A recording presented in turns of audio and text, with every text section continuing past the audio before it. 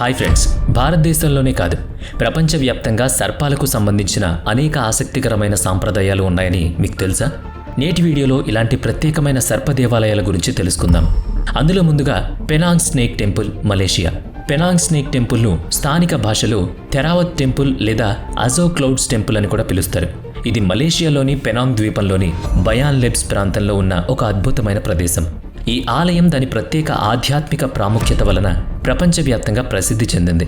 Penang snake temple యొక్క అతి పెద్ద లక్షణం ఏంటి అంటే, ఇక్కడ సహజంగా విషపూరితమైన పిట్ పైపర్ పాములు నివసిస్తాయి. ఈ పాములు ఉండడం వల్ల ఈ ఆలయానికి స్నేక్ టెంపుల్ అని పేరు వచ్చింది. సాధారణంగా ఈ పాములు చాలా విషపూరితమైనవి, అలాగే ఎంతో దూకుడుగా ఉంటాయి. కానీ ఆశ్చర్యంగా ఆలయ ప్రాంగణంలో మాత్రం ఈ పాములు చాలా ప్రశాంతంగా ఉంటాయి. ఆలయంలో నిరంతరం మండుతూ ఉండే ధూపం సువాసన వలన, అలానే ప్రత్యేక పూజా సామాగ్రి కారణంగా ఈ పాములు తమ సహజ దూకుడును తగ్గించుకున్నాయట. ఇక్కడికి వచ్చే భక్తులకు ఎటువంటి హాని కలిగించవని స్థానిక ప్రజలు నమ్ముతారు. ఈ ఆలయం 1950లో స్థాపించబడింది. ఇది ప్రసిద్ధ బౌద్ధ సన్యాసి చోరా సూ కాంగ్ జ్ఞాపకార్థం నిర్మించబడింది. అతను తన ఆధ్యాత్మిక జ్ఞానం, దాతృత్వం మరియు దయకు ప్రసిద్ధి చెందాడు. అతను తన జీవితకాలంలో చాలా మందికి సహాయం చేసిన గొప్ప గురువయ్యాడు. భిక్షు చోర్స్కన్ స్థానిక ప్రజల్లో చాలా గొప్ప ఖ్యాతిని పొందారు. ముఖ్యంగా అతని వైద్య నైపుణ్యాలు ఎవ్వరికీ అంతుచిక్కవు. పాములను నియంత్రించే ప్రత్యేక కళ అతనికి తెలుసని చాలామంది అంటారు. స్థానిక పురాణం ప్రకారం ఆలయం నిర్మించిన సమయం నుంచి పాములు వాటంతట అవే అక్కడకు వచ్చి స్థిరపడడం ప్రారంభించాయట. ఇక నెక్స్ట్ వన్, పైథాన్ ఆలయం. ఆఫ్రికా పశ్చిమ తీరంలో ఉన్న బెనిన్లోని చారిత్రక నగరం ఓవియోడాలో పైథాన్ ఆలయం ఉంది.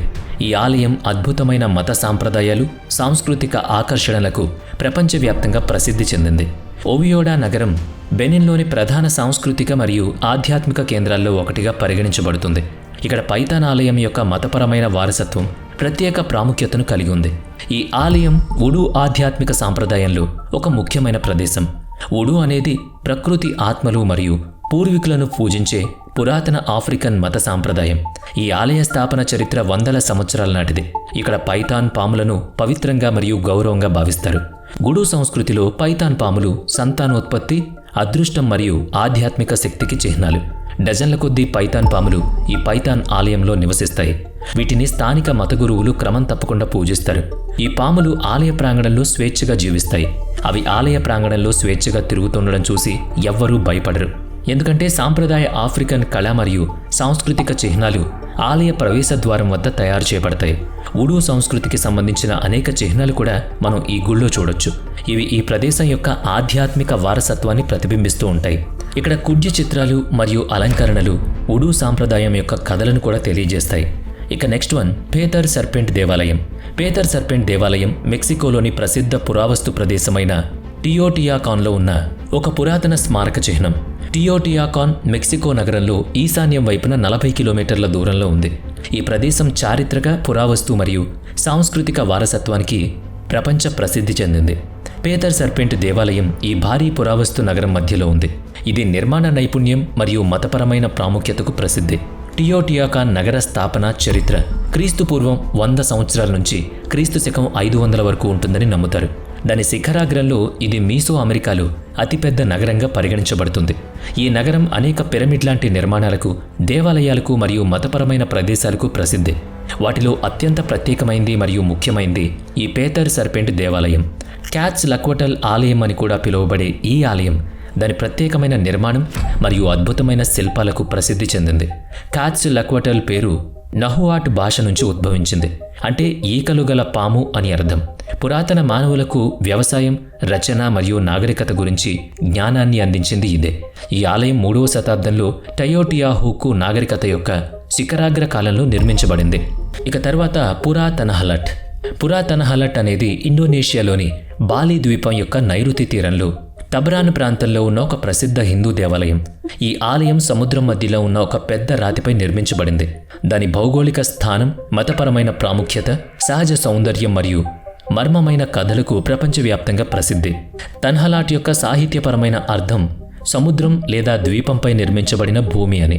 వాస్తవానికి ఈ ఆలయం సముద్రపు ఉపరితలం నుంచి ఉద్భవించే భారీ సహజ శిలపై ఉంది.